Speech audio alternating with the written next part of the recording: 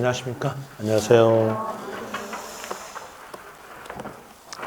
이번 시간에서는요, 저번 시간에 등록면허세까지 설명해 드렸으니까 재산세로 넘어갈게요. 재산세에 대한 내용, 여기 보시면은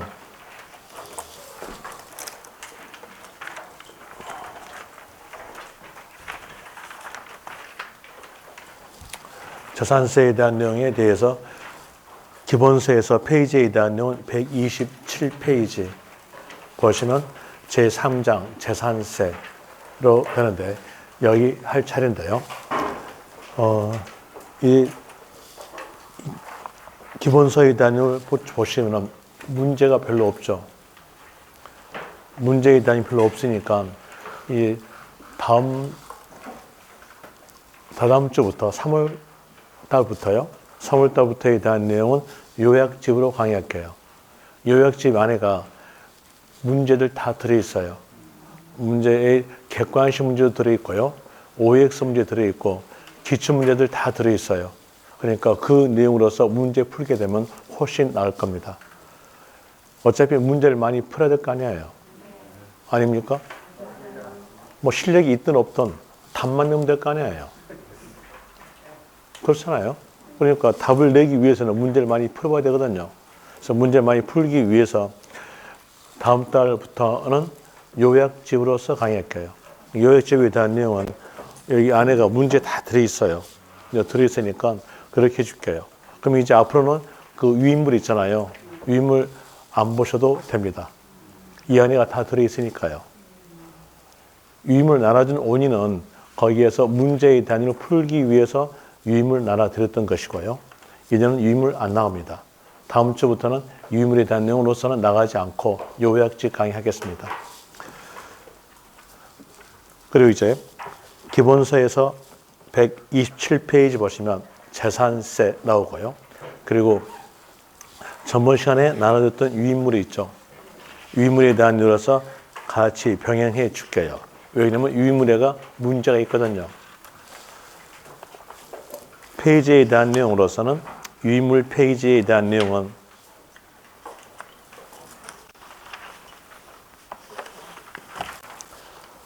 14페이지 해가지고 오른쪽에서 재산세 나오죠. 이 재산세에 대한 내용으로서 재산세 교유에 대한 내용인데 이 재산세 교유에 대한 내용이 이 밑에 보니까 기출 횟수 보세요. 장난 아니죠. 이 재산세에 대한 내용이 세 내지 네 문제 나옵니다. 이게 세 내지 네 문제 나오는데 이 재산세 부분에 대해서는 한 문제 나왔을 때, 세 문제, 네 문제 나왔을 때 전부 다 맞춰줘야 돼요. 어렵지 않으니까요. 이건 아주 쉬운 내용이기 때문에 이 내용은 맞춰줘야 합니다. 세, 네 문제는 꼭 기본적으로 맞춰주고 가야 될 것인데 먼저 보는 것은 어떠한 세금이든지 그 세금에 대해서 이해를 하려면 그 세금을 징수할 수 있는 법률적 근거를 먼저 봐야 이해할 수 있어요. 그리고 법률적 근거에 대한 내용은 세자 앞에 적어진 글자가 그 세금을 징수할 수 있는 법률적 근거입니다. 취득세 그러면요. 세자 앞에가 취득이니까 취득 행위에 대해서 징수한다. 등록면허세는 세자 앞에가 등록이니까 등록 행위에 대해서 징수한다. 이렇게 나오죠. 그 내용 알면서 재산세하고 연결시켜봐요. 세자 앞에가 재산, 재산세는 재산의 보유에 대해서 과세다. 이렇게 나오죠. 재산세는 재산의 보유에 대해서 과세로 되죠. 재산의 보유에 대해서 과세는데 여기에서 재산은 뭐다라고 법에서 물건으로 정해져요. 그 정해진 물건이 재산 그럽니다. 정해진 물건으로서는 토지에 대한도 재산이고 또 건축물도 재산 그리고 주택에 대한도 재산 선박 항공기에 대한도 재산이죠. 이 5가지 재산에 대한 내용을 보유했을 때 지방자치단체가 부가 징수하니까 지방세다. 지방자치단체 중에서도 시, 군, 구가 징수하니까 시, 군, 구세다 이렇게 나옵니다. 그 내용에 따라서 기본서에서는 이렇게 적어지죠. 먼저 기본서에 대한 내용 읽어줄게요. 1 가로에서 의에서 재산세는 기준 1. 기준 1은 법에서 정한 날짜 6월 1일 현재 열거된이란 말은 기록된 과세 대상물. 여기서 기록된 과세 대상물이 재산을 말합니다. 재산으로서는 토지, 건축물, 주택, 선박, 항공기를 사실상 소유한 자에게 납세지를 관할하는. 자, 여기서 납세지 나오죠. 앞에서 배웠던 내용과 다시 또 연결합시다. 문제로서 연결시켜 볼 때 는자 앞에 납세지 아니면 맞춤표 앞에서 납세지 글자가 있다면 그 납세지 글자를 문제 키로 잡고 해당된 세금이 지방세였다면 꼭 나와야 될 말은 소재지. 지방세였는데 소재지라는 말이 나오지 않게 되면 그건 틀린 문장입니다. 그 내용으로서 납세지 위에다가 소재지를 적으면 되겠죠. 소재지를 관할하는 지방자치단체장이 매년 부과하는 보유과세다. 보유밑줄. 보유과세로서 보통 징수 방법으로 징수하는 지방세다. 그럼 여기에서 보통 징수란 말도 배웠죠. 또 안 배웠다 할 것 같으니까 그러면 복습해 드릴게요. 혹시 두 번째 거 유인물 있습니까? 아니면 첫 번째 거 유인물?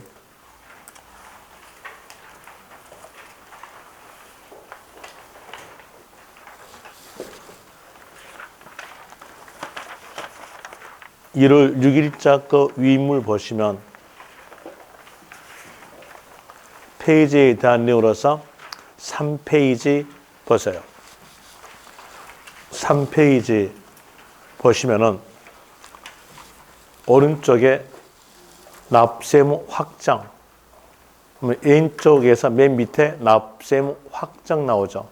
여기서 확정이라는 말은 세금액 산정을 말합니다. 그 세금의 산정에 대한 내용으로서 나온 것이 확정인데 문제하고 연결시켜 볼 때 시험지에서는 세금액 산정이다. 이걸 적어지지 않아요. 물어본 것은 확정으로 적어집니다.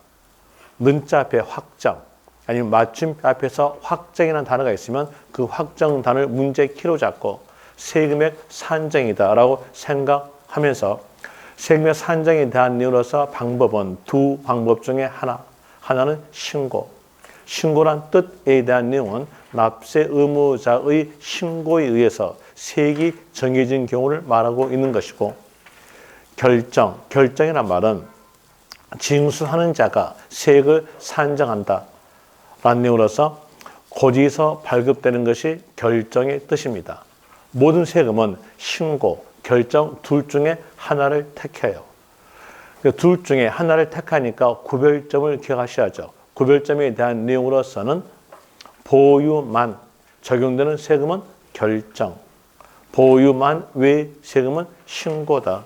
이걸 알고 있으면은 이제 거기에 있는 오른쪽에 있는 표에 대한 내용이 암기가 됩니다. 거기에서 취득세에 대한 내용은 취득 단계 세금이니까 신고. 등록명세도 취득 단계 세금이니까 신고. 재산세는 방금 보니까 보유죠. 보유 세금이니까 결정. 종합부동산세도 보유 세금이니까 결정. 이렇게 나오게 되는데 이 종합부동산세는 재산세와 달리 예외사항을 두고 있어요. 예외적 내용은 예외적 관련 단어가 있어야 그 상황이 나온다 했으니까 종합부동산세에서 신고하고자 하는 자 아니면 납세자 선택 이 글자가 있다면 그때 뒤에서는 신고됩니다. 반대로 종합부동산세에서 신고하고자 하는 자 납세자 선택 이 글자가 없다면 그때는 원칙으로서 결정 이렇게 나오게 되는데 거기서 숫자 기억하세요. 신고 기한에 대한 내용과 납부기한은 각각 12월 1일부터 12월 15일 내용으로서 기억하시면 될 것이고 그리고 소득세, 소득세니까 종합소득세, 양도소득세는 보유만 외 세금이니까 신고. 지역자원시설세는 결정 이렇게 나와져요. 그리고 그 밑에서 부가 징수 방법.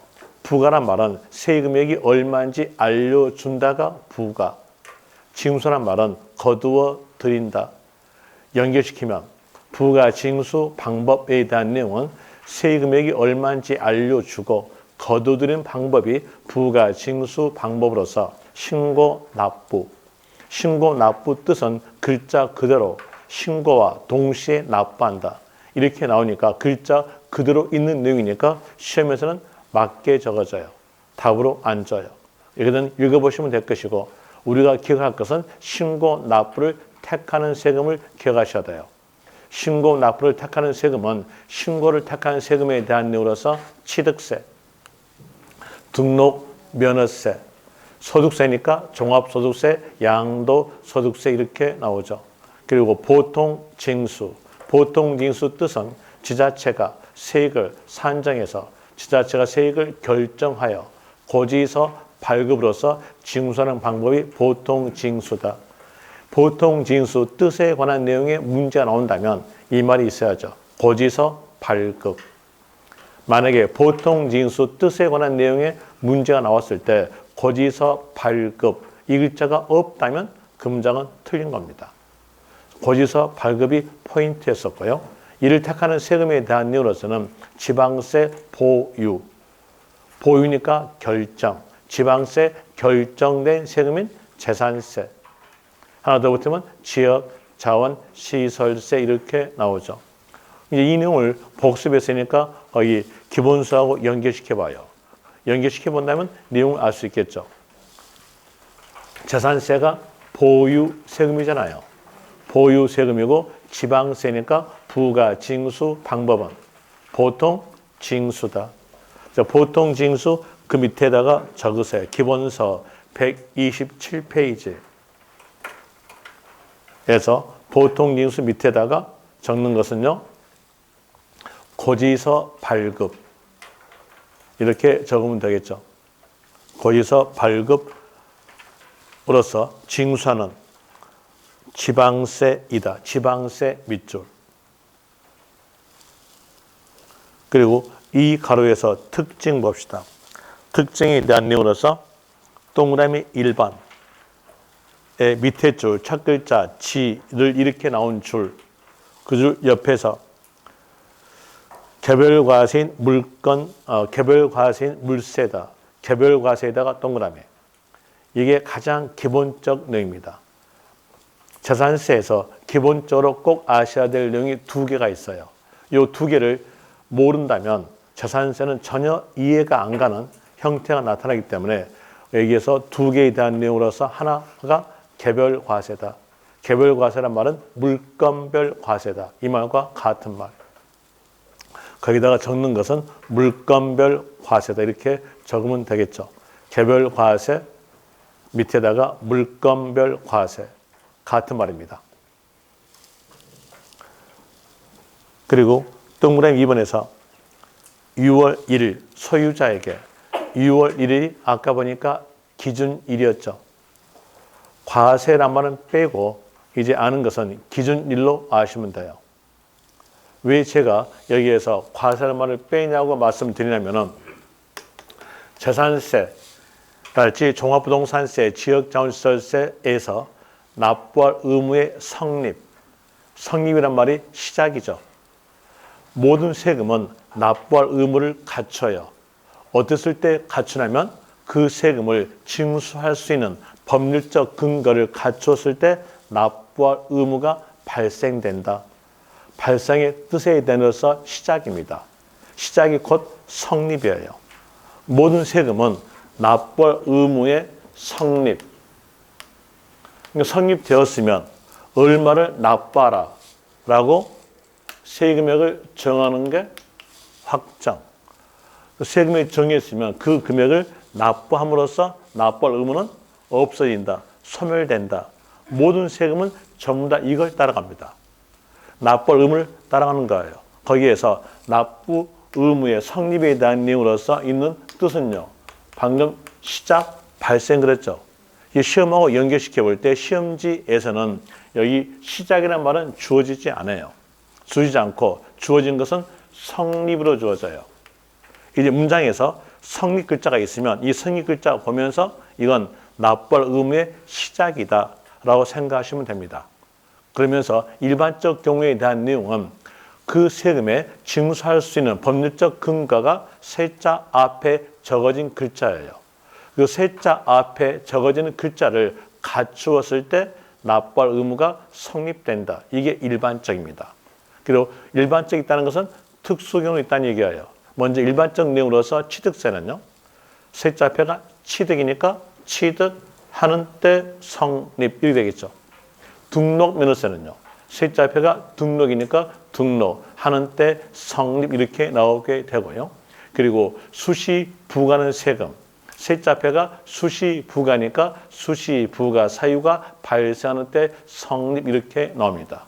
이게 특수 경우예요. 특수 경우에 대한 예로서 보유 세금이죠. 보유 세금은 매년마다 소유자에게 징수합니다. 매년마다 방금 읽어보니까 기본세에서 매년마다 소유자에게 징수한다고 적어졌죠. 그 내용으로서 매년마다 소유자에게 징수하니까 어느 시점에 소유한 자에게 징수하겠다라고 법에서 날짜를 정해줘요. 한번 생각해 보세요. 여러분들이 현재 살고 있는 그 장소에서 돌아가실 때까지 계속 사실 겁니까? 이사 안 갑니까? 이사 가죠. 그러니까 매년마다 징수하니까 어느 연도에서는 소유권이 변동될 수가 있어요. 그때를 대비해서 법에서 어느 시점에 소유한 자에게 과세하겠다라고 날짜를 정해줘요. 정했다 뜻으로서 사용되는 단어가 기준. 날로 정했으니까 기준일. 법에서 정한 날짜는 6월 1일입니다.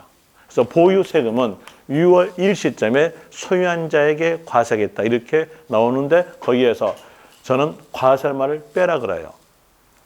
왜 이 말을 빼라 그러냐면 뒤에서 소득세 배울 때도 납세무 성립을 배워요. 그러니까 소득세에서 납세 성립에 대한 내용은 과세 기간이 끝나는 때 성립된 대로 나옵니다. 이 두 내용을 같이 이제 외워뒀어. 같이 외워뒀다면 시간이 3박 4일만 흘러봐. 여기서도 과세, 여기서도 과세 이렇게 나오니까 소득세가 과세 기간인지 아니면 보유 세금이 과세 기준일인지 이게 합의 이루어져 가지고 어떤 건지 구별이 안 가요. 그걸 방지하기 위해서 과세를 빼세요. 어차피 시험지가 객관식 시험이니까 이건 적어질 거 아니에요. 적어지니까 우리는 구별점만 찾자는 얘기예요. 보유 세금에서 나온 글자는 기준일. 됐죠?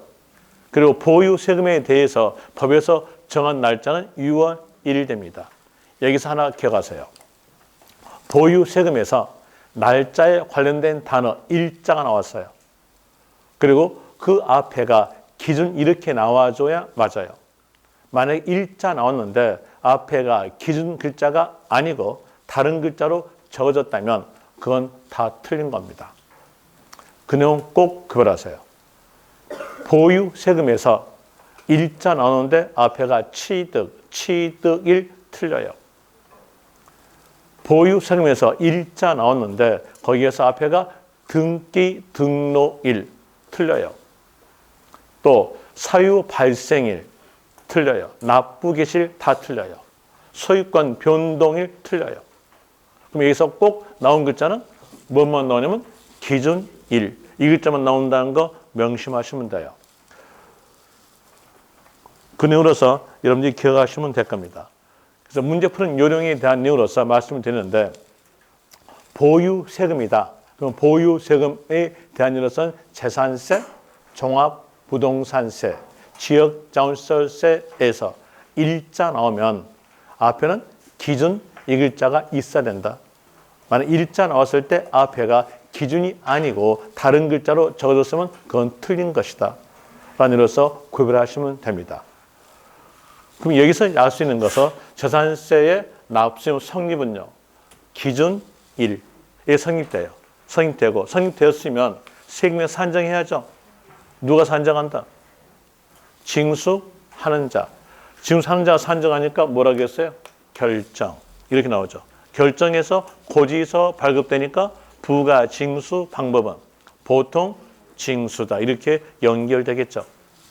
이제 그 내용에 따라서 동그라미 2번 6월 1일 밑에다가 기준 1이라고 적으세요. 기준 1. 소유자에게 부과하는 보유과세다. 보유세금이니까 기준 1 되겠죠. 그리고 벌써 정한 날짜는 6월 1일로 되는 거고요. 그 내용에 따라서 밑에 3번 보세요. 기준 1. 기준 1 성립. 이제 재산세 납세 의무 성립을 물어본다면 그때는 기준 1. 며칠? 6월 1일. 그리고 그 옆에서 결정하는 때 확정. 아시겠죠? 자, 마침표 앞 보니까 확정 나왔죠? 확정 나왔으니까 이제 있어야 할 단어는요. 결정. 이렇게 나오고 그리고 거기에서 보통 징수, 부가 징수 방법은 보통 징수다. 또 적어져 있죠? 보통 징수 되고요. 그리고 동그라미 4번 A에 대한 이로서 물납과 분납입니다. 이 물납, 그 밑에다가 물납 밑에다가 적으세요. 물납 밑에 적는 것은 재산세만 있다. 시험 범위 내에 물납이 있는 세금은 재산세만 있습니다. 설명을 드리면 세금의 납부의 원칙은 현금 납부가 원칙이에요. 예외상으로서 물건 납부를 인정한다 뜻으로서 나온 것이 물납입니다. 예외적 내용이니까 어떤 세금에서 인정하겠다라고 적어져 있어요. 시험 범위 내에서 물납이 인정된 세금은 재산세만 인정입니다. 그러면 종합부동산세 물납이 없어요. 양도소득세도 물납이 없습니다. 이게 바로 작년 시험에서 나온 내용의 문제입니다. 종합부동산세 물납 있다. 이거 나왔었고요. 또 다시 양도소득세에서 수용된 경우에서는 물납이 적용된다. 이 나왔어요. 틀린 거죠. 간결하게 하나만 아시면 돼요. 시험 범위 내에 물납 있는 세금은 재산세만 있다. 그러면 그 두 내용 전부 다 틀렸다는 것을 알 수가 있을 겁니다. 그리고 D페이지로 가볼 때에 동그라미 5번 분납. 분납에 대한 내용 분할 납부를 말합니다. 이 분할 납부에 대해서는 뒤에서 상세하게 설명해 드릴 거예요. 어디까지 연결하냐면 다른 세금까지도 연결합니다. 종합부동산세에서도 분납이 있고요. 또 양도소득세도 분납이 있으니까 거기까지 전부 다 연결해가지고 설명드리겠는데 일단은 거기다가 적으세요. 지방세에서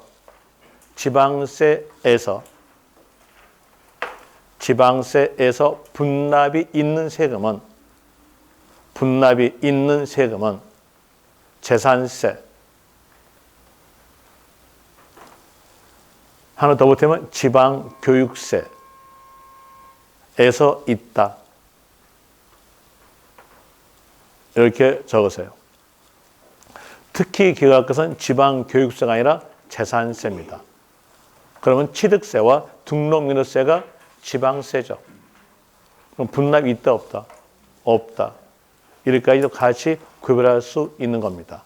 그런 이로서 적으시면 될 것이고 그리고 밑에 네모 2번에서 과세 대상물 나오는데 이 과세 대상물을 알려면은 기억하시려면은 뭘가 어떤 게 전제가 깔려야 되냐면 물건별 과세다. 이게 깔려야 돼요. 물건별 과세를 모르면은 여기에 대한 내용은 전혀 이해가 안 가는 상황 납니다. 물건별 과세에 대한 내용은 법전에서 지방세법에서는 맨 뒤에 적어져요. 맨 뒤에 적어진 내용을 설명 쭉 하고 난 다음에 맨 뒤로 가게 되면 처음부터 이해가 안 감으로 인해서 끝도 이해가 안 가져요. 그걸 막기 위해서 지금 설명해 줄게요. 이 물건별 과세에 대한 내용은 페이지에 대한 이로서 몇 페이지에서 기본서에서 적어지냐면 D페이지에 적어집니다. D페이지에 대한 내용으로서 먼저 내용이 나왔으니까 159페이지 펴봅시다. 159페이지 보시면 아까 했던 내용으로서 재산세 납세지 나오죠. 재산세 납세지에 대한 내용, 재산세가 지방세니까 뒤에서 뭐가 하면 될까요? 소재지. 토지도 소재지. 주택도요? 소재지. 건축물도 소재지. 이래 됩니다. 그럼 이제 우리가 아는 것은요, 지방세에서 납세지 물어본다면 뒤에 꼭 있어야 할 글자는 소재지. 이렇게 아시면 되겠죠. 그 내용 아시면 될 것이고, 그리고 네모 2번에서 징수 방법에 대한 내용, 보통 징수다. 이렇게 나오죠. 이 보통 징수에 대한 내용으로서 있는 것이 바로 고지서 발급이다라는 내용으로서 나오게 돼요. 밑에 보시면 보통 징수 밑으로 하나, 둘, 셋, 셋째 줄 보시면 첫 글자 소유자 나오죠. 그 옆에서 고지서 발급. 고지서 발급되니까 어느 방법? 보통 징수 방법. 이렇게 나오게 되죠. 고지서 발급이다. 이것만 알고 있으면은 거기에 대한 내용의 요 한 문장으로서 석 줄은 암기가 된 겁니다. 그리고 고지서는 언제까지 발급하라, 또 어떻게 발급하라 라는 내용이 바로 1가로에서 나오게 됩니다. 1가로에서 동그라미 1번. 이건 아시겠죠? 기준일. 며칠? 6월 1일. 기준일 6월 1일 밑줄. 그리고 동그라미 2번에 대한 내용이 어떻게 고지서 나간다. 언제까지다. 라는 내용이 나타난 것이 바로 동그라미 2번으로서 이 내용이 바로 물건별 과세입니다. 먼저 예습은 안 해고 왔을 거니까 예습 차원에서 읽어줄게요. 지방자치단체장은 재산세를 징수하려면 토지, 건축물, 주택, 선박, 항공기로 구분한 고지서에 구분한 동그라미, 고지서 밑줄, 고지서에 과세 표준과 세액을 적어 늦어도 납기 개시 5일 전까지 발급하여야 한다. 그럼 여기에서 포인트가 어디가 포인트냐면 납부 개시 5일 전이라는 숫자는 시험지에가 맞게 적어져요. 시험지에 맞게 적으니까 이 숫자 이을 필요가 없어요. 포인트는요, 구분 고지한다. 이게 포인트로서 이 내용이 바로 물건별 과세입니다. 이 내용을 이해하기 위해서 흐름상으로 봅시다. 흐름상으로 볼 때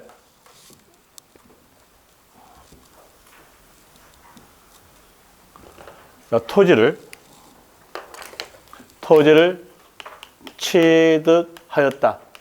하였으면 적용되는 세금은 취득 행위를 갖췄음으로써 납부해야 될 세금은 취득세로서 납부합니다.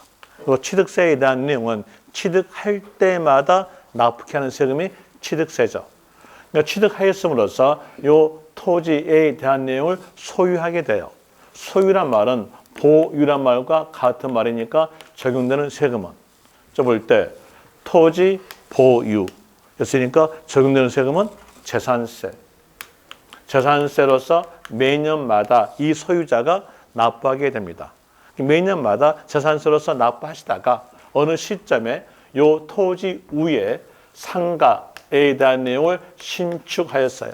신축하였다. 그러면 원시 취득. 원시 취득 갖췄으니까 이때 납부될 세금은요. 취득세 납부하겠죠. 그러면서 상가 건물을 소유합니다. 소유니까 보유하죠. 그럼 적용되는 세금은 여기에서 건축물의 보유이니까 재산세가 적용되겠죠. 자, 보니까 여기에서 합쳐요? 따로따로예요. 따로따로. 이게 바로 물건별 과세예요. 물건별 과세에 대한 이유로서 포인트가 어디였을까요? 구분, 고지한다. 그거가 포인트예요. 만약에 문제에서 지자체장은 재산세를 징수하려면 토지, 건축물, 주택, 선박, 항공기를 합한 고지서로 한 장으로서 발급한다면 어떨까요? 틀려요. 구분한 고지서에 그가 포인트예요. 이 내용을 알려주기 위해서 지방세법 시행령에서는 이렇게 적어지죠. 시행령에서 적어진 것은 토지는 따로 한 장으로서 고지서 발급, 건축물, 주택, 선박, 항공기에 대한 내용 따로 한 장으로서 고지서 발급 이렇게 나옵니다. 이 내용은 이런 뜻이겠죠. 이제 여기다 있는 흐름상으로 보지 않고 각기 물건마다 봅시다. 물건마다 볼 때 상가 건물을 보유하고 있다. 이랬으면 토지 없는 건물 없어요. 토지 없는 건물 없으니까 여기에서 토지가 있다. 이랬을 때 이 상가 건물과 토지를 합하여 한 장의 고지서로서 발급하겠다. 아니면 따로 구분하겠다. 따로가 맞습니다. 구분 고지한다. 이게 맞다는 얘기죠. 만약에 상가 건물과 토지를 합해서 한 장의 고지서로서 발급된다. 이건 틀립니다. 이 말에 대한 내용은 상가 건물은 건축물로서 고지서 발급, 또 이 토지는 따로 한 장으로서 토지분 재산세로서 고지서 발급되는 거예요. 그럼 이제 여기서 알 수 있는 거, 재산세는 합쳐서 이 재산마다 합쳐서 고지한다? 아니면 따로따로다. 따로. 이게 가장 기본이에요. 물건별 과세다. 이 내용을 지금부터 기억하세요. 지금부터 기억하시라고 그 위문에다가 적어놨어요. 위문에다가 적어진 내용으로서 14페이지 보시면 동그라미 1번은 아시겠죠? 그리고 동그라미 2번도 아시겠죠? 보통 징수다. 동그라미 2번에 대해서 하나 더 기억할 것이 있어요. 기본세는 안 나왔으나 하나 더 기억할 것으로서 신고에 의존하지 않기 때문에 매매할 필요가 없어요. 신고 관련 가산세는 없다. 자, 재산세가 결정입니까? 신고입니까? 결정. 결정이란 말은 징수하는 자가 세액을 산정한다는 뜻이에요. 신고란 말은 납세 의무자가 세액을 산정해서 신고한다는 뜻이에요. 그럼 납세 의무자의 신고에 의존하지 않고 지자체가 정하는 거니까 매매할 필요가 없다는 뜻입니다. 그러니까 신고 관련 가산세 없다. 이렇게 나오게 되죠. 신고는 가산세 없고요. 거기 재산세는 가산세 규정 없다. 가산세 앞에다가 적으세요. 신고 관련 가산세 없다. 이렇게 되겠죠. 물건별 과세니까 거기 박스 안에 있는 것이 어디가 포인트였어요? 뚱땡이 글씨 나오죠? 저는 굵은 글씨를 보고 뚱땡이 글씨 그래요. 뚱땡이 글씨에서 나온 게 있어요. 구분한 나오잖아요. 저희 집사람도 뚱땡이거든요. 그래서 아침마다 제가 그러잖아요. 뚱땡이 안녕 그거든요. 구분한에다가 포인트겠죠. 구분한 포인트고요. 그럼 여기서 물건별 과세 알았었고 또다시 한 개 더 아셔야 돼요. 하나 알아야 될 것이 뭐냐면 주택입니다. 주택. 이 주택에 대한 내용인데 여러분들이 학교에서 배웠던 내용이 있을 거예요. 학교에서 뭘 배웠냐면 주택 공시가액 산정을 배웠습니다. 주택 공시가액 산정할 때는 주택 건물과 그에 딸린 토지를 하나로 보겠다. 일체로 보겠다. 그 말 들어본 적 없습니까? 일체란 말과 하나란 말은 같은 말. 거기에 대한 그대로 똑같이 여기도 따라가요. 여기에 대한 내용은 어떠냐? 이 뜻은 어떠냐? 이 주택이란 건물 안에는 어떤 말이 들어있냐면 부수 토지를 합쳤다, 합한 이 말이 들어있다는 얘기예요. 이 말이 들어있으니까 주택 건물과 토지를 하나로 보겠다 이 내용입니다. 이렇게 하니까 또 다시 뭔가 필이 안 오신 모양인데 그럼 필 오게 줄게요. 이 주택 건물에 대한 내용과 그에 따른 토지에 대한 내용이 두 물건이에요. 두 물건인데 이걸 합하여 한 물건인 주택으로 보겠다는 뜻이에요. 그럼 이 주택 안에는 어떤 말이 들어있다? 부수토를 합쳤다라는 말이 들어있다는 얘기예요. 이거 꼭 기억하세요. 꼭 기억하시고 이런 요 두 개에 대한 내용이 가장 기본입니다.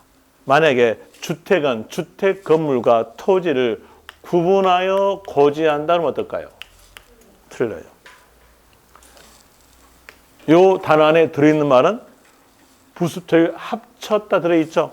합한 이렇게 들어있으니까 요 내용으로서 기억하시면 됩니다. 이걸 기억하시고 그리고 또 다시 다른 학원하고 같이 연결해서 볼 때 다른 학원에서 기본세에 대한 내용으로서 설명을 해줬어요. 그러다 보니까 교재에 대한 내용이 앞으로 갔다가 뒤로 갔다가 계속 해야 돼요. 안 그렇습니까? 방금 보니까 가장 기본적으로 알아야 될 내용이 물건별 과세죠. 그걸 알아야 뒤에서 이해가 하거든. 근데 그 물건별 과세란 말이 맨 뒤에 있어. 그러니까 맨 뒤로 갔다가 다시 앞으로 왔다가 이렇게 하다 보니까 수강하신 분들이 손을 왔다 갔다 하다 보니까 더 혼돈스러운 내용이 나왔어요. 그래서 그 학원을 마루타로 잡고 우리는 이렇게 안 할게요.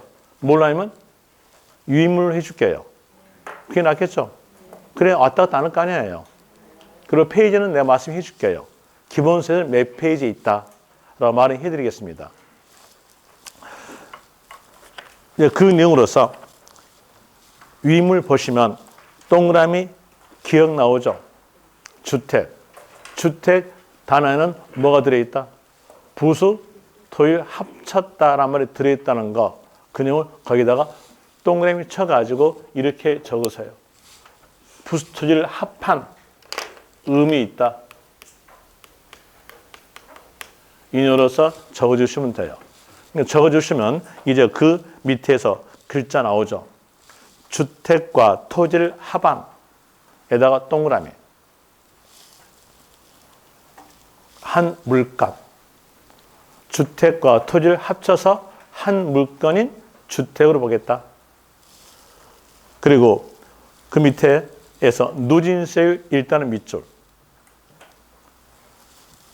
설명 곧 드릴게요. 그리고 그 옆에서 주택별 세액 산정. 여기에 대한 내용으로서 한 사람이 여러 채의 주택을 소유하고 있으면 주택과 주택을 합하여 세액 산정이다. 주택마다 세액 산정이다. 아까 어떤 내용이었어요? 물건별 과세 그랬죠. 물건별 과세니까 한 사람이 여러 채의 주택을 소유한다 하더라도 주택마다 세액 산정으로서 합니다. 거기 주택마다 세액 산정 밑에다가 이렇게 적으세요. 소유자별 합산 X. 소유자별 합산 X. 그리고 주택과 주택을 합하여 X.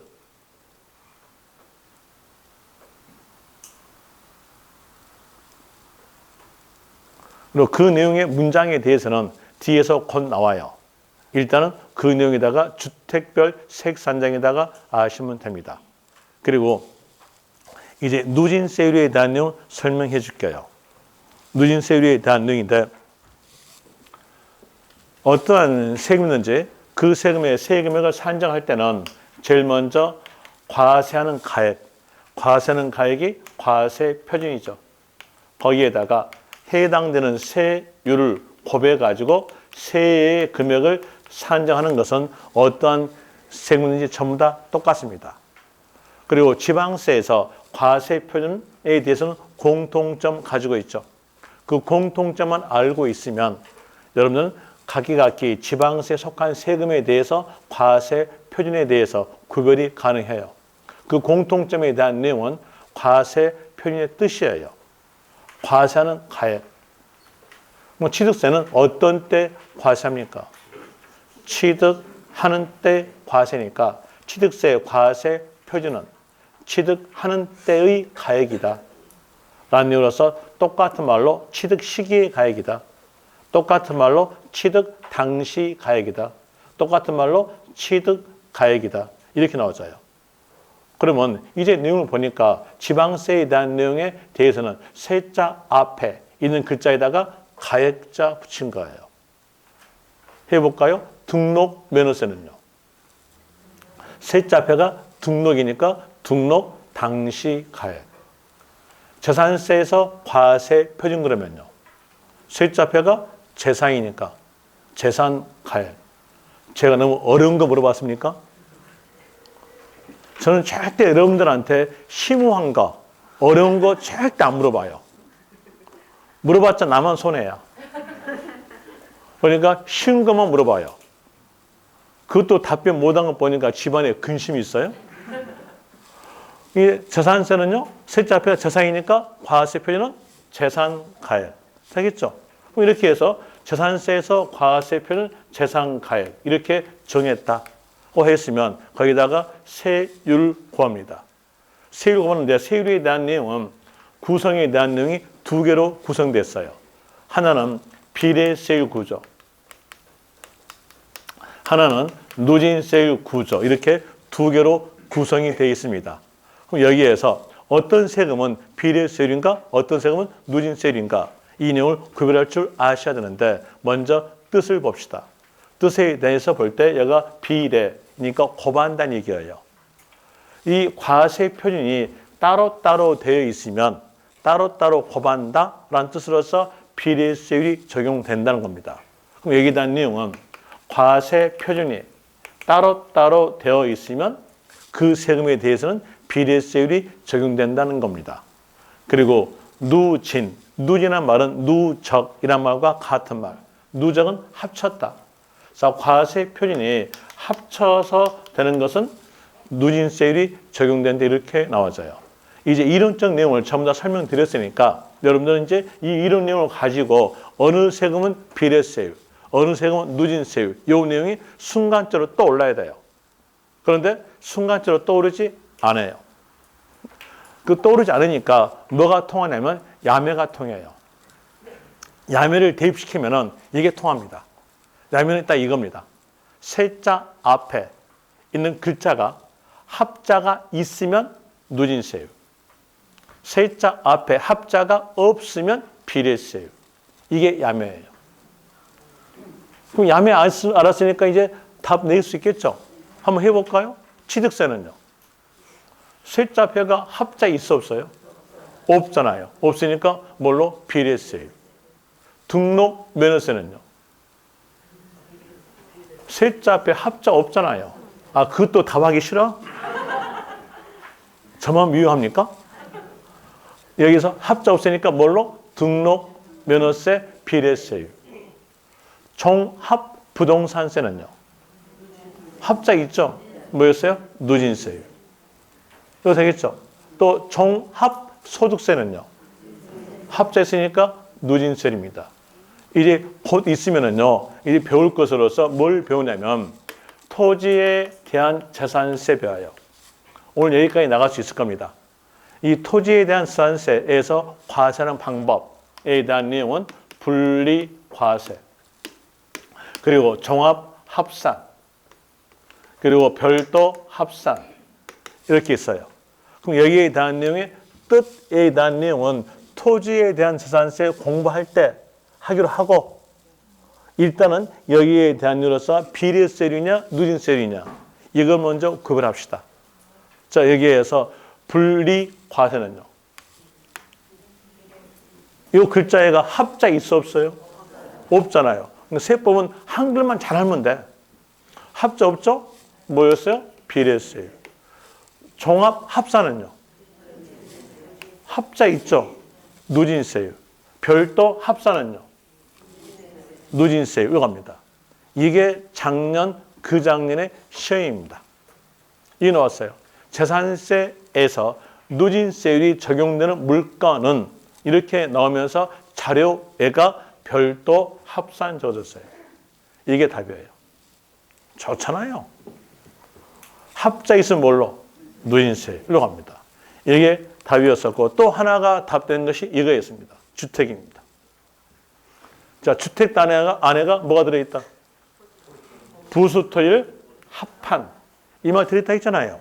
들어있으니까 여기 대한 내용도 뭘로? 누진세율입니다. 되겠죠? 자, 누진세율. 자, 이제 문제에서 세율 물어보면서 주택 글자가 있다. 그러면 그 주택 글자 보자마자 누진세율. 앞에는 숫자 0.1%부터 0.4%의 숫자는 시험지에가 맞게 적어져요. 왜 맞게 적어지냐? 출제자도 그 숫자를 다 외우지 못해요. 엄청나게 복잡한 숫자거든요. 한번 기본서하고 비교해서 봐드릴까요? 기본서 보시면은 페이지에 대한 내용으로서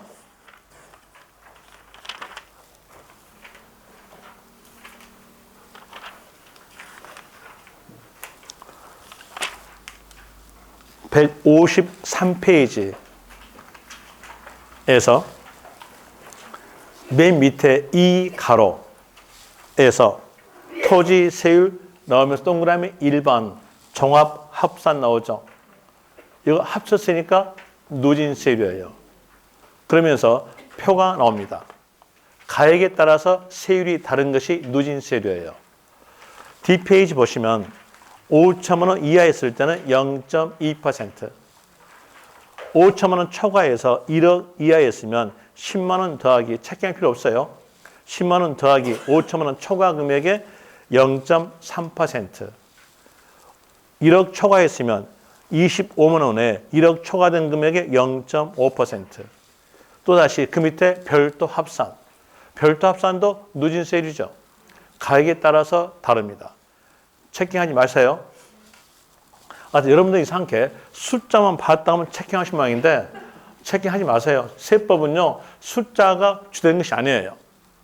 숫자가 주된 것이 아니라 숫자는 한 문제밖에 안 나옵니다. 그러니까 숫자가 주된 것이 아니고 문장이에요. 문장에서 단어 쌓임입니다. 단어 쌓임이니까 단어를 기억하셔야 돼요. 숫자에 대한 그냥 읽으면 줄게요. 거기에서 자, 별도 합산에서 2억 이하였으면 0.2%, 그리고 2억 초과해서 10억 이하였다면 40만 원 더하기 2억 초과된 금액의 0.3%.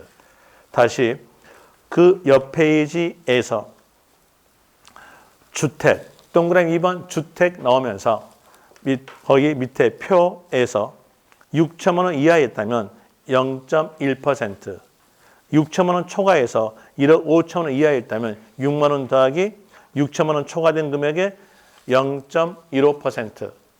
이 숫자를 출제자가 다 외울 수 있을까요? 못 외워요. 이것만 누진세 있는 것이 아니라 뒤에서 양도소득세도 누진세율 표가 나와요. 그러면 이 숫자를 전부 다 외우지 못하니까 자기가 못 외운 것은 시험지에다가 맞게 줘요. 만약에 자기가 못 외울 것을 숫자에다가 숫자적 내용을 틀리게 주면요. 그 사람은 도둑놈이에요. 자기가 못 외운 것은 맞게 줘야지. 그러니까 숫자는 전부 다 맞게 줍니다. 그럼 이제 알 것은요. 이것만 아시면 돼요. 주택자 나왔으면 세율 물어본다면 누진세율이다. 다시 유인물 보세요. 그러니까 주택은요. 누진세율. 일반 주택 나와도 주택 글자 있으니까 누진세율. 농가주택도 주택 글자 있으니까 누진세율. 고급 주택도 주택 글자 있으니까 누진세율. 1세대 1주택의 특례도 주택 글자 있으니까 누진세율이다. 숫자 외우지 마세요. 그 숫자 특례니까 특례란 말은 숫자를 낮추겠다는 뜻이 특례 뜻이에요. 0.05%씩 낮춥니다. 0.1%에서 0.05 낮추니까 0.05%. 0.4%에서 0.05% 낮추니까 0.35%. 요 숫자가 있는데 요 숫자도 출제자가 다 못 외워요. 그럼 맞게 적어지겠죠? 요 필요가 없어요. 아는 건 주택 글자 있으니까 세율은요, 노진세율이다. 자, 그 내용으로서 14페이지 보시면 오른쪽에서 밑에 1세대 1주택 특례 나오죠? 그러면서 거기에서 첫 번째 네모 누진세율에다가 밑줄. 누진세율이다. 그 특례에 대한 이로서 1주택에 대한 내용은 시가편의 9억 이하의 주택인데 요 숫자도 시험지에가 맞게 적어져요. 그럼 어떨까요? 요 필요 없겠죠? 없고 이제 알아야 될 것은 주택 글자 나왔으니까 세율은 누진세율이다. 이걸로 아시면 돼요. 그 다음에 그 밑에서 네모 두 번째 거 신탁된 주택은 유탁자 것이다. 유탁자의 주택수에 포함한다. 이것도 기억하세요. 이제 뒤에서 보시면 신탁법 나올 때 납세 의무자는 유탁자다. 이런 내용이 나오게 됩니다. 일단은 거기에서 신탁 나왔으니까 누구 거? 유탁자 거. 그래서 유탁자, 주택수의 가산. 그 내용 하나 기억하시면 돼요. 하나 뒤에서 보시면 금방 압니다. 이렇게 하시고 그리고 또 다시 15페이지 갑시다. 15페이지에서 첫 번째 네모에 대한 내용에 대해서 별장인데 이 별장에 대한 내용은 좀 깊으니까요. 다음 코스에 해줄게요. 그리고 A번에 대한 내용 읽어보시면 되고요. 그리고 B번에 대한 이로서 아까 설명드렸죠. 한 사람이 여러 개의 주택을 보유. 이렇게 했으면 이렇게 나왔으면요. 여러 개의 주택 보유에다가 밑줄. 여러 개의 주택 보유에다가 밑줄. 이렇게 나왔으면 자, 주택과 주택을 합하여 세액산정이다. 물건별 과세다. 물건별 과세. 물건별 과세니까 뒤에서 있는 말은요. 주택마다 매 항구의 주택마다 세액산정이다. 아시겠죠? 그래서 아까 했던 것으로서 납세 의무자 합산 그러면요. 틀려요. 소유자 합산이라는 말과 같은 말이잖아요. 틀리고 그리고 주택과 주택을 합하여 그것도 어떨까요? 틀려요. 그 다음에 또 그 밑에서 시에서 주택 단어에다가 동그라미. 주택 단어 있으면 이 단어 보자마자 이 안에 있는 의미는요. 부수토일 합쳤다. 이 말이 있다겠죠? 그 내용이 뒤에서 나와야 돼요. 뒤에서 그 옆에서 2인 이상 공동으로 소유하거나 토지와 건물 소유자가 다를 경우 이 내용은 시험지에가 맞게 적어져요. 맞게 적어지니까 얘가 포인트가 아니고 주택 글자가 포인트예요. 그래서 소유자가 다를 경우 당해 주택에 대한 세율 적용에 있어서는 당해 주택의 토지와 건물 가액을 합산한 거기다 밑줄.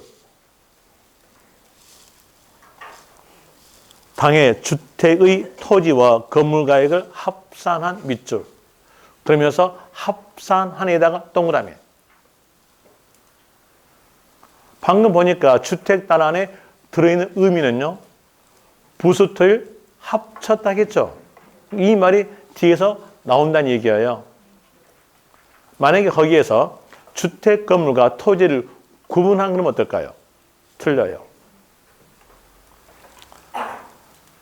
이제 그 내용, 결과적 내용을 말씀드렸으니까 설명을 드릴게요. 방금 보니까 주택 건물과 토지의 소유자가 다르다. 이렇게 나왔었죠? 그 내용 그대로 해줄게요. 자, 여기에서 요 주택, 건물에 대한 내용 A 소유. 여기에 딸린 토지에 대한 내용은 B 소유였어요. 이렇게 소유자가 다르다 하더라도 주택 건물과 토지를 합하여 한 물건인 주택 그랬죠. 한 물건이 주택으로 합니다. 그러니까 당연히 요것과 요걸 합쳐서 뭘로 보겠다? 주택. 이래요. 그러니까 주택으로서 나오니까 세율은요. 누진세율. 그럼 여기에서 이렇게 여기에다가 누진세율로 곱해가지고 세금액 산정해요. 그럼 세금 산정해서 여기에서 시가 편익에 대한 내용으로서 주택 공시가격에 대한 내용으로서 주택 건물이 30% 차지했고 또 여기에 대한 내용이 70% 차지했다고 하였으면 요 세금액을 산정해 가지고 여기에서 30%에 대한 내용으로서는 A에게 고지서 발급, 70%는요 B에게 고지서 발급. 이 내용을 알려준 것이 바로 거기예요. 그러면 토지와 주택금이 다르다 하더라도 주택 건물과 토지는요 한 물건. 한 물건이 뭐다? 주택이다. 되겠습니까? 그러니까 주택 단어가 나온다면 반대로 할 때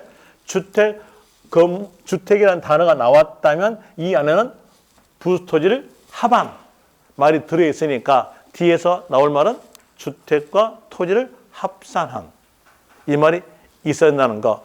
그 내용으로 알고 있으면 여기 한 문장에 대한 이유로서 녹줄은 암기가 된 겁니다. 그 다음에 니은 건축물. 자, 이 건축물에 대한 이유로서 먼저 한 내용을 체킹합시다. 한 내용으로서 건축 밑으로 하나, 둘, 셋째 줄, 첫 글자 는 이렇게 나온 줄, 그 줄 옆에서 건축물에는 밑줄, 그리고 그 옆에 주택 밑줄, 그리고 그 밑에 줄에서 제외 동그라미. 건축물에는 주택은 제외. 이거 설명해 줄게요.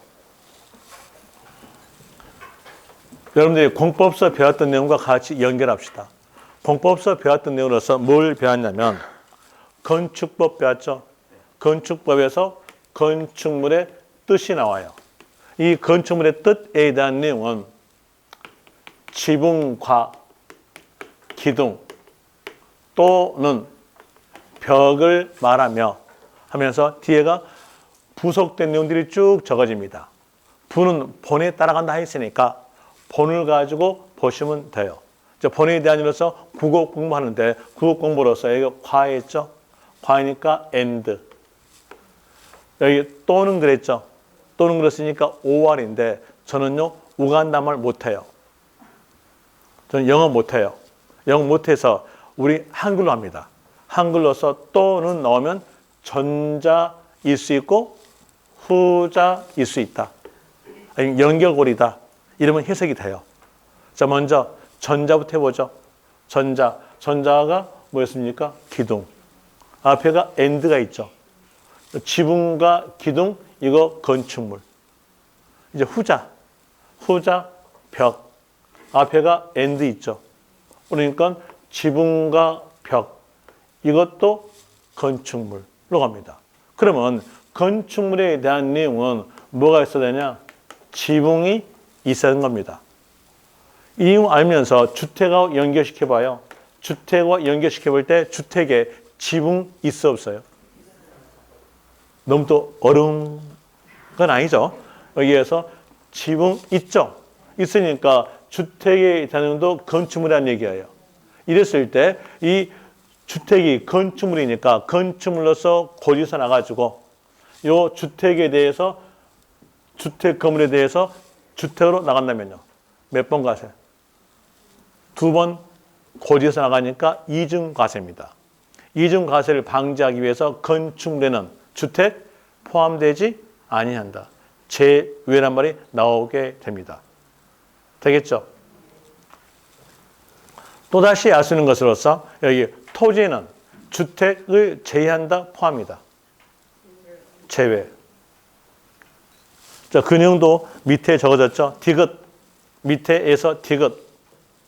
토지 넣으면서 주택 제외한 모든 토지. 주택 밑줄 제한 밑줄. 오인하셨죠? 자, 여기 주택 토지에 대해서 뭘로 가세? 주택으로서 가세. 이 주택 토지에 대해서 토지로서 과세. 몇 번 과세? 2번 과세. 이중 과세를 방지하기 위해서 토지는 주택을 제외한 모든 토지다. 이렇게 나오게 됩니다. 이런 녀석 나오게 되고, 그리고 또 다시 니은 올라갑시다. 니은 건축물. 이 건축물은 주택을 제외한다겠죠. 그러니까 이 건축물은 주로 말한 것은 상가 건물, 공장 건물을 말합니다. 그리고 이 건축물에는 그에 딸린 토지를 합치겠다, 구분한다. 거의 구분한다에다가 밑줄 치면 돼요. 건축물은 이에 딸린 토지와 구분한다.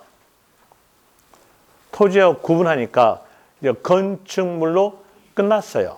문장에서 글자가 엄청나게 많이 나왔는데 뒤에서 끝난 말이 건축물로 끝났습니다. 끝났다. 그러면 이때 세율은 누진 세율이다, 비례 세율이다. 이건 합친 거 아니죠? 그러니까 뭘로? 비례 세율. 숫자 기억하세요. 앞에서 글자가 어떻게 나오든지 신경 쓰지 마세요. 쓰지 말고 건축물 끝났다면 그때 세율 물어볼 때는 0.25%다. 이거 하나 기억하세요. 그러면서 예외적 내용도 하나 기억하세요. 예외적 내용은 예외적 관련 단어가 있어야 나온다겠죠. 이 문장을 쭉 가보니까 건축물로 끝났어요. 끝났는데 앞에서 적어진 것이 주거, 지역, 내, 공장 이게 적어졌어요. 그럼 볼 때 주거 지역은 안락할 지역이고 쾌락할 지역이에요. 거기에가 공장이 있으면요. 소음 발생되죠? 환경 오염돼요. 이걸 방지하기 위해서 이 공장 건물에 대해서는 숫자를 높입니다. 0.5% 정도예요. 이제 여기서 알 거, 건축물 앞에가 주거지역 내 공장 이 말이 있으면 그때는 0.5. 건축물 앞에가 주거지역 내 공장 이 글자가 없으면요. 원칙 0.25%. 그리고 과밀 억제권력 내에 대해서 중과하는 것은 시험지가 숫자로서 맞게 적어지니까 그건 외우지 않으셔도 됩니다. 그리고 그 밑에서 겸용주택, 그 겸용주택에다가 별 표시 하나 하십시오. 이 내용의 설명은 10분 쉬었다 하겠습니다.